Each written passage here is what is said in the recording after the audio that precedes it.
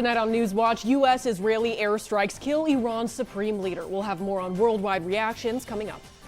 Also tonight, emergency responders tended several fires in Champaign County over the weekend. Ben? A pretty gloomy day today across East Central Illinois. Mostly cloudy skies for a lot of us. Looking out on our tower cam shot over Eastern Illinois University, we had a little bit of precipitation last night. There will be plenty more where that came from in the next week ahead. This is News Watch. Your Monday evening edition comes up next. The Charleston House proudly supports Newswatch. Now welcoming guests on Charleston's historic 6th Street, the Charleston House Bed and Breakfast Inn offers refined accommodations in a beautifully restored bed and breakfast. For booking information, visit craigcollection.com or call the number on screen. TCI Realty, Charleston area's real estate connection, commercial, land and farm, and residential real estate. Experienced realtors with an up-to-date website at tcirealty.net. TCI Realty supports the students of WEIU Newswatch.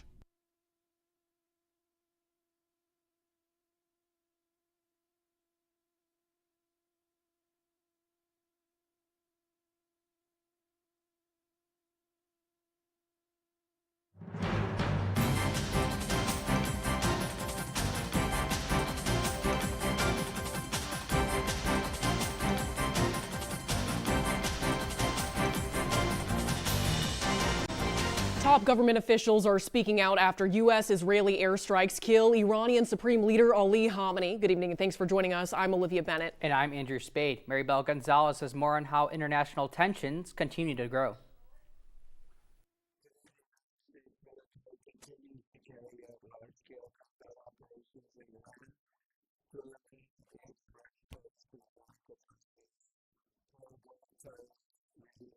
In his first remarks since strikes in Iran started Saturday, President Donald Trump said Iranian leaders ignored U.S. warnings not to rebuild its nuclear program.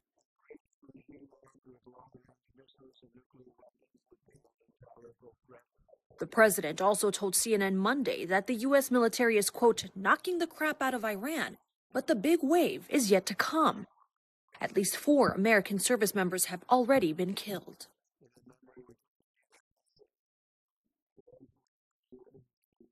Defense Secretary Pete Hegseth said the U.S. strikes on Iran are not meant to be a regime change, but called on Iranians to, quote, to take advantage of the opportunity while explaining the president's mission. The war is sending shockwaves across the globe, disrupting air travel and hiking gas prices in the U.S. House Minority Leader Hakeem Jeffries called on lawmakers to pass a war powers resolution in a vote expected later this week.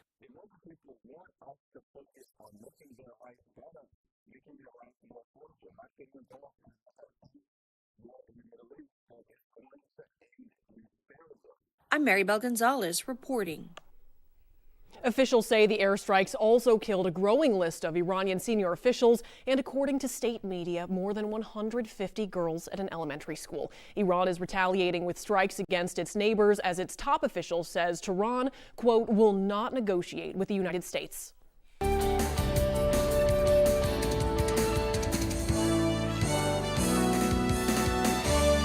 Good evening. A fairly chilly night last night. It was cold enough for us to see a little bit of light snowfall here in Charleston.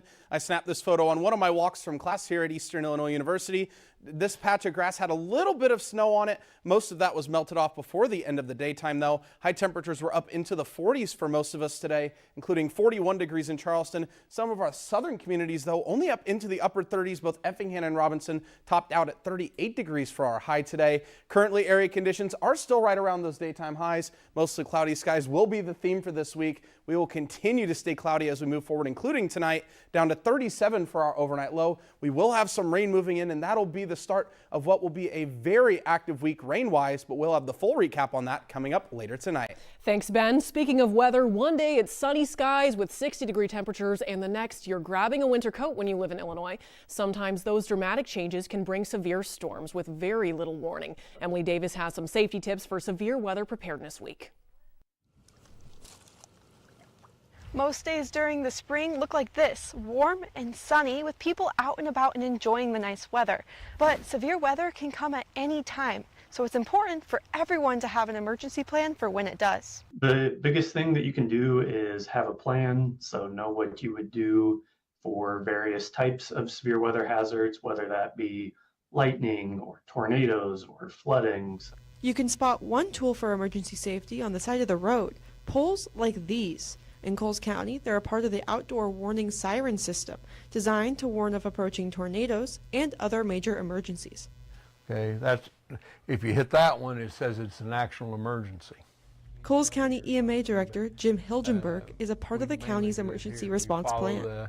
We get information from the National Weather Service, and we follow them. We have a setup that we can watch the Doppler, and then if there's a tornado warning, or our weather spotters that are out happens to see a tornado or funnel cloud, then we can set the sirens off. Now, the National Weather Service is offering a chance to become a weather spotter yourself. March the 2nd, we will have a weather spotter class at Buzzard Auditorium on EIU campus. Anybody is welcome to come. Scientists say your best bet is to stay prepared and make a game plan for when severe weather occurs. That includes signing up for emergency alerts, building an emergency kit with food, water, and first aid, and taking shelter in an interior room away from windows when bad weather hits. The other thing that you can do is stay informed, get information from reliable sources during and leading up to an event. One great resource for that is our web pages, weather.gov/Illinois. Reporting in Coles County, I'm Emily Davis for WEIU Newswatch. Besides tonight's session, other storm spotter training opportunities continue on March 10th in Effingham, March 11th in Paris, and March 16th in Taylorville. You can find more information on how to register on the National Weather Service website. Authorities are investigating the cause of a Champaign mobile home fire. The Champaign Fire Department says firefighters responded to reports of flames on a 500 block of Edgebrook Drive around 1 this morning. Officials say the vacant home was engulfed when they arrived, and they say the fire damaged 2 other nearby mobile homes, but no one was hurt or lived in the structure that caught on fire. Staying in Champaign County, authorities respond to multiple Urbana fires over the weekend. The Urbana Fire Department says firefighters were dispatched to heavy smoke coming from a single-story home in the 2000 block of Silver Court Sunday afternoon around 3.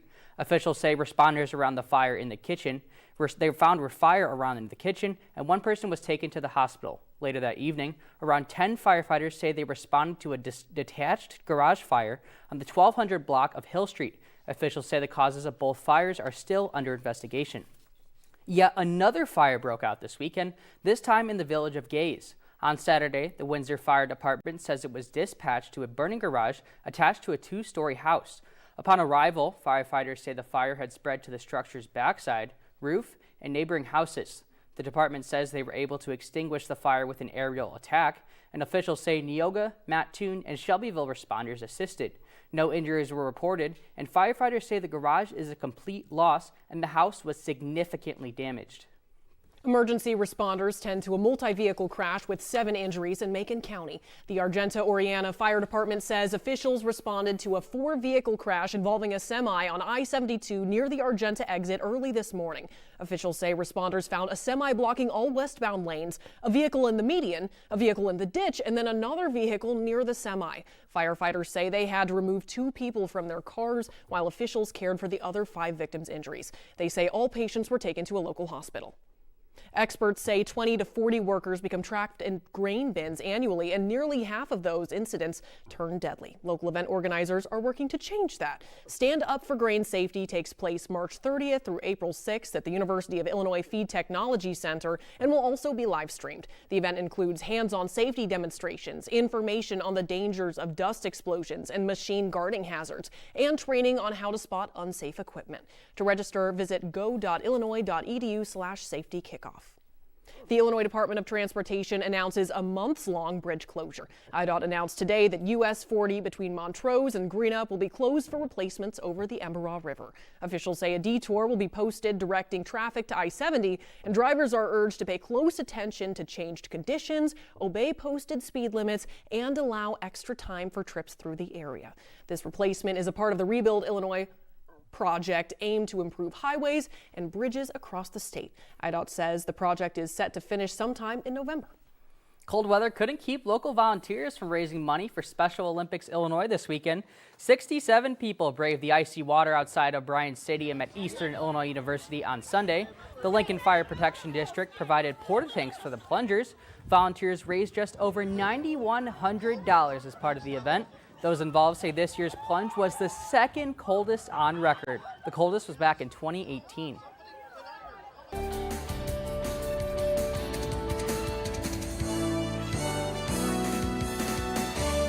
Good evening. Along with that storm spotter training we have tonight is our first night of severe weather preparedness week for 2026. Tonight we're going to be touching on the differences between floods and flash floods. The main difference between the two is how long these take to develop. Floods usually are a longer term event, take place over days and weeks, whereas flash floods can form in the span of minutes or hours. Usually you'll see a flash flood warning posted if there is a flash flood case, and flood watches and warnings can be issued by National Weather Service. Now, we're not going to be seeing that much rain over the next 7 days, but we do have the chance to see some rainfall across the area. That's going to really kick off tonight. We'll see a system making its way across the Great Plains. That'll be bringing in rainfall as we get to tomorrow morning. High temperatures today up into the 40s for a lot of us. 41 degrees for Charleston, Champaign, many of our communities. Top of the leaderboard, though, 45 degrees for our highest temperature in Danville. Currently, we're seeing those mostly cloudy skies continuing as we move overnight.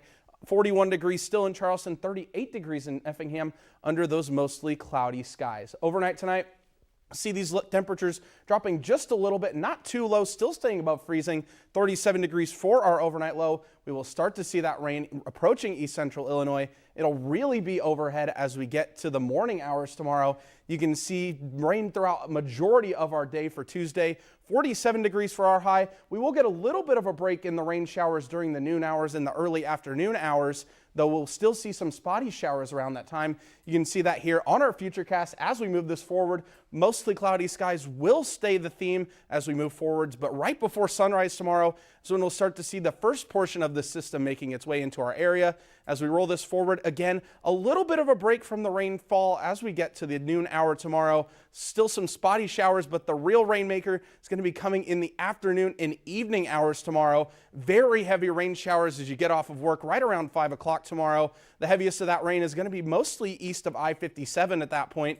We'll continue to see rain throughout the night Tuesday and into Wednesday, where we're going to see some very significant rainfall totals. Now, despite the rainfall, though, temperatures are going to be getting very warm as we move forward, back up into the 60s for Thursday, potentially even into the 70s as we end our work week in Friday. A little bit cooler to start our weekend on Saturday, but still, as we roll this forward for you, you're going to see much needed rainfall. We're still under an extreme drought for a lot of our communities. And as we look ahead, we're going to see around 1.5 inches to 2 inches of total rainfall as we move forward. Now, some local amounts could be a little higher, as you can see to the east into Indiana and especially around Terre Haute, could see a little bit more rainfall, but generally speaking, much needed rainfall again as we are still under those drought conditions. Now, looking at our recap for the month of February, we were well above average temperature-wise and continued to stay below average, around 1.5 inches difference between what we should expect rainfall-wise. We didn't even see a lot of snowfall either. We did have a trace amount of snow on February 2nd,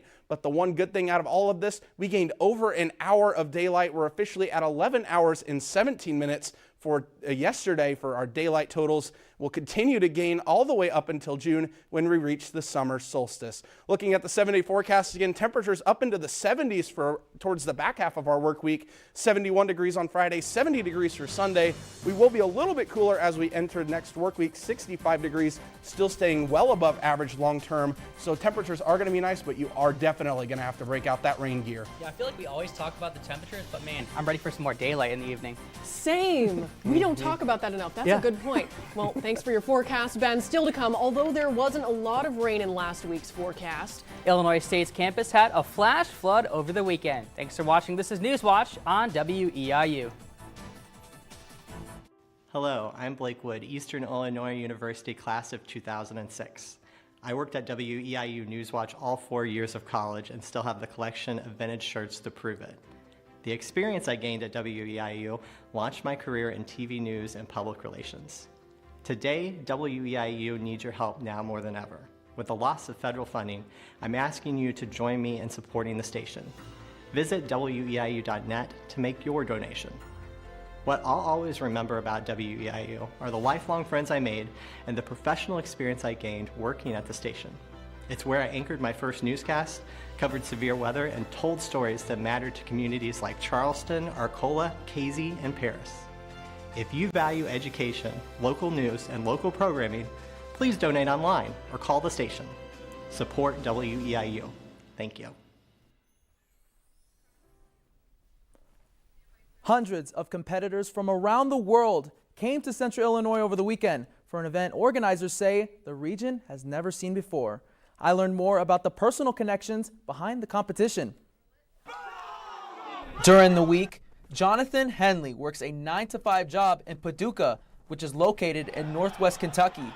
But in his free time, he's built a reputation as a competitor in the Nintendo game Super Smash Bros.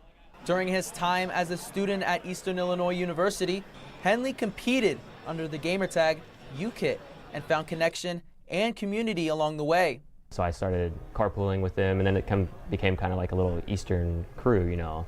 Oh, like that's the Eastern people that are coming to the Champaign to compete. This weekend, Henley joined nearly 300 other players from around the world, including top dogs from Japan, Mexico, and Chile for Flash Flood, billed as Illinois' first premier major event for Smash. They competed at Illinois State University's Bone Center for a grand prize of $2,700. Here at Flash Flood, there's no shortage of titles for competitors like the ones behind me to compete in, ranging from games as old as Super Smash Bros. Melee on the GameCube,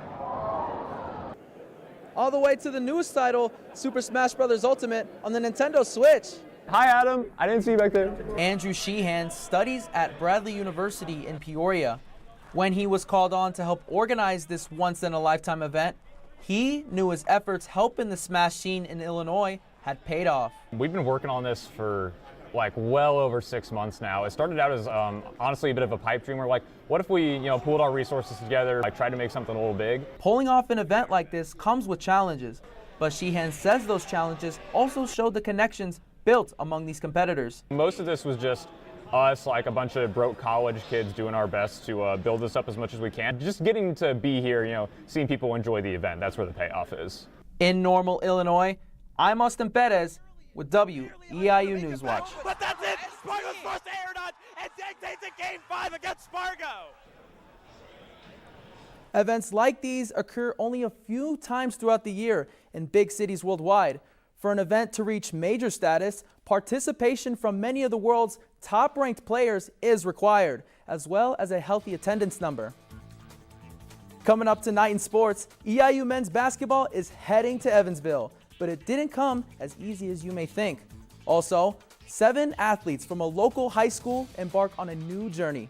Thanks for watching. Andrew Spade will have your full Sports Watch report up next. Hi. I'm Everett Lau, an Eastern Illinois University graduate from the class of 2021.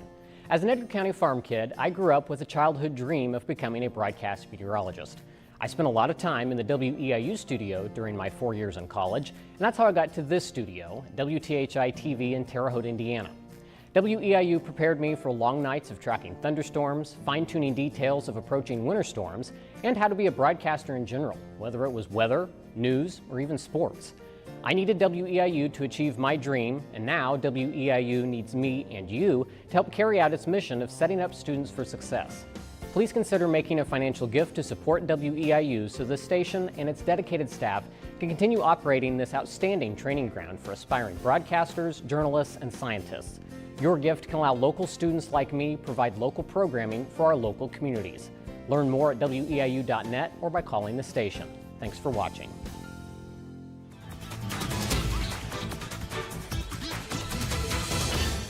Tomorrow is the anniversary of one of the greatest moments in EIU sports history, and the Panthers men's basketball team will have a chance at repeating it this week. Despite losing 77-50 to SIU Edwardsville on Saturday, Eastern clinches a spot in the OVC playoffs by virtue of Tennessee Tech losing to SEMO. EIU finishes the regular season with a 12-19 record and an 8-12 conference record. This will be just the second playoff appearance in 6 seasons for the Panthers, and they will rematch the Cougars in their opening round on Wednesday night at 6 Eastern is looking for their first March Madness appearance since 2001, and Newswatch will have a special report tomorrow from that historic team. For the Eastern Illinois women's basketball team, their season is officially over. The Panthers close out the season with a 70-43 loss against SIUE, despite a 14-point performance by Mayoshi Mason. This season, EIU finished with 4 wins and 27 losses, with only 3 wins in conference play, their worst record since the 2017 season, when Eastern went 3-26. As for the EIU baseball and softball teams, they both stay on the road, but both teams hold significant losing streaks. Eastern softball took a trip out west for the Arizona State Grand Canyon tournament, and the team started off the weekend with a win against UC Riverside, but lost the rest of their games to number 24 Arizona State, number 22 Grand Canyon, and UNLV. EIU baseball is in a similar boat, but went to play Northern Kentucky and lost all 3 matchups. Up next for the Panthers, they'll be taking the short trip north to play the U of I tomorrow at 3:30 in Champaign. Last Thursday was signing day at one local high school as 7 athletes officially declared where their next chapter is. At Effingham High School, both Michael Sefton and Sebastian Simoni have signed to play soccer at Richard J. Daley College. Ella Tuman has signed to play golf at Aurora University. Natalie Armstrong signed to play softball at Lakeland College. And Alex Gordon also signed to become a Laker, but in cross country. Finally, Berkeley Poland has signed to play volleyball at Parkland College. And Jackson Bridges has signed to play football at North Park University. Over the weekend, a handful of local high school boys basketball teams came out victorious in the regional finals round, while some seasons came to a close. Number 1 seeded Tuscola took down Windsor Stew-Straw 62-32, and Casey Westfield also came out with a win over Cumberland 50-45. Number 1 seed Tolona Unity gathered its 30th win of the year, beating Merle Forsyth 53-49.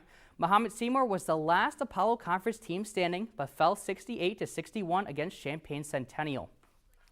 In high school girls basketball, there's one local team standing. That's the Teutopolis Wooden Shoes, and they'll be playing in the super sectional round tonight against Breese Central. And they got there by beating Paris 40-30. The Wooden Shoes will tip off against the Cougars shortly at 6. Now on the mat, the IHSA Girls State Wrestling Finals have wrapped up, and one local wrestler is on top yet again. Natalie Beaumont has won back-to-back state titles after her 15-10 win over St. Ignatius's Giancarla Garduno. Phoenix Molina from Tolona Unity also won a state title in a 2-0 win in the 235-pound weight class. After a winless February, the Chicago Bulls look to finally get back in the win column as the Giannis-less Bucks come to town. Josh Giddey erupts for a 20-point triple-double as Chicago finally gets off the loser train, and the Bulls crushed Milwaukee 120-97. Matas Buzelis matched Giddey's game-high 20 points and had this ridiculous one-hand jam that sent the United Center into a frenzy. Up next for the Bulls, a showdown with the NBA best Oklahoma City Thunder tomorrow night at 7. Finally tonight, the PGA Tour wraps up the Florida Swing opener at the Cognizant Classic with just 3 holes to play.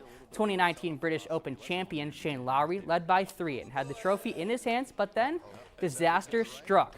Lowry shanks 2 consecutive tee shots on 16 and 17 and drops 4 strokes in 2 holes for one of the biggest collapses in recent PGA Tour history. That opened up the door for Colombia's Neo Echeverria, whose clutch birdie at the 17th helped him complete the comeback. Echeverria wins by 2 over his college teammate Taylor Moore, PGA Tour rookie Austin Smotherman, and Shane Lowry. That's all for sports. Olivia, over to you. Thanks, Andrew. Still to come, Ben Whitney will be back to talk about both 40-degree weather and 70-degree weather in the same week. But first, we've got a sad story to end tonight's show. A unique hero has passed away. Thanks for watching. This is Newswatch on WEIU.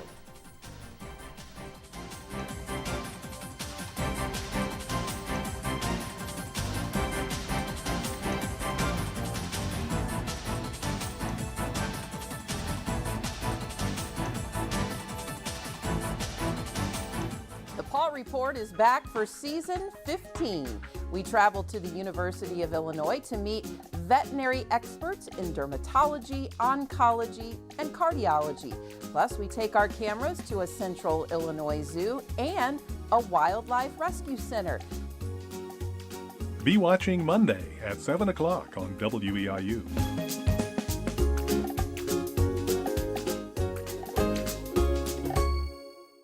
Finally tonight, a fluffy hero sadly passes away. Illinois State Police Troop 7 recently announced the passing of a retired canine named named Yadi.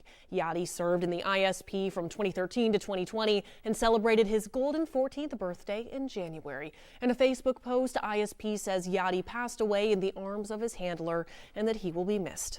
Ben Whitney is back in the Weather Center with one more look at this week's forecast. Good evening, Ben. It's going to be a very wet week ahead, Olivia. Overnight tonight, though, we will be staying dry. 37 degrees for our overnight low. Rain will start to move in as we get to tomorrow morning. It'll be a very rainy Tuesday out there across the central Illinois. 47 degrees for our high. We'll see rain throughout the entire day. A little bit of a break towards that early afternoon period. As we look ahead to the rest of the work week, temperatures are going to be back up into the 70s, but many days of rain ahead. We're expecting around 1.5 inches to 2 inches of rain as we look forwards. It won't be enough to get us out of our drought by any means, but it is certainly a step in the right direction. Yeah, I know. I've been asking you a lot about that drought, those drought conditions, because not a lot of people think that we're really in a drought, but the good thing we're getting some rain. That is a good point. I never usually appreciate rain, but you got to think about farmers in this area, Absolutely. especially our local area. Well, thank you, Ben, for news and weather. Be sure to log on to our website at weiu.net. There you can find real-time forecasts and the news video of the day. And if news is happening in your community, let us know by dropping us an email at news@weiu.net. Have a good night.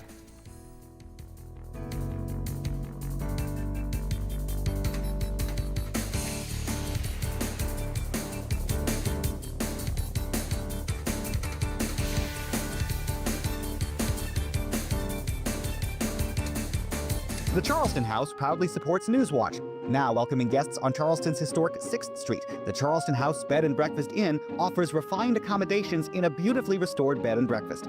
For booking information, visit craigcollection.com or call the number on screen. TCI Realty, Charleston area's real estate connection. Commercial, land and farm, and residential real estate. Experienced realtors with an up-to-date website at tcirealty.net. TCI Realty supports the students of WEIU Newswatch.